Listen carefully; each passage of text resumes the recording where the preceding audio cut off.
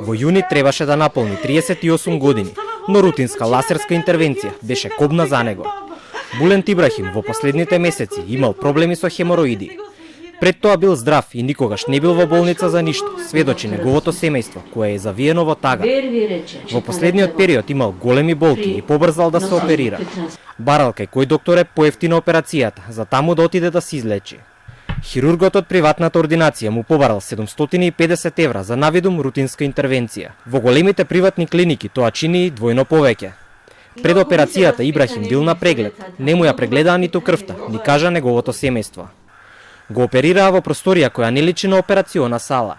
По она што ми кажува жената, била не ординација, него и самата чекална, не знам, жената ми кажуваше нешто дека не личело на ништо, немало ништо. Влегле во една соба, во собата немало ништо, имал еден доктор. Мајката Нурија Ибрахим не сакаше да зборува пред камера. Со солзи во очите покажуваше стари фотографии од починатиот син. Отмак му се јавиле големи болки, повраќање, пролив, му се јавиле на докторот, тој другиот ден дошол, му дал инфузија. Уште полошо детево.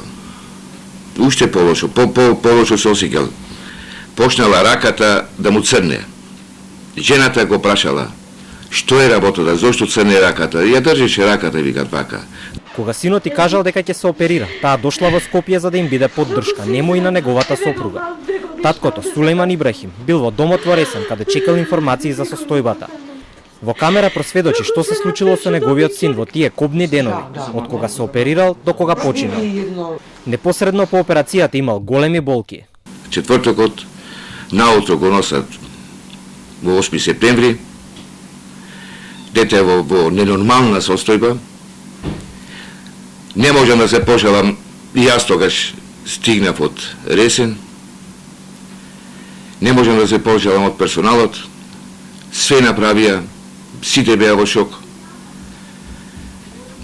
Како што викат, тие све направија да го спасат, на крајот не успеа. Од понеделникот до средата Ибрахим примал инфузија од докторот кој го оперирал во изнајмената операциона сала во аеродром.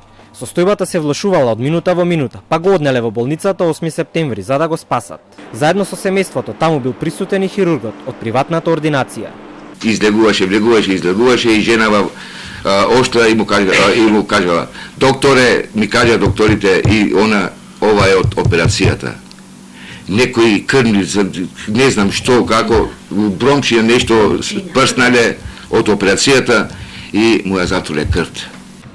Булент Ибрахим го погребаа завчера без да му биде направена обдукција на неговото тело, бидејќи семејството тоа не го прифатило. Најавија дека ќе побараат институционална разврска на нивниот случај. Го повикаа и министерот за здравство Филипче да прави строги контроли во приватните клиники, за ваков случај да не се повтори и во иднина.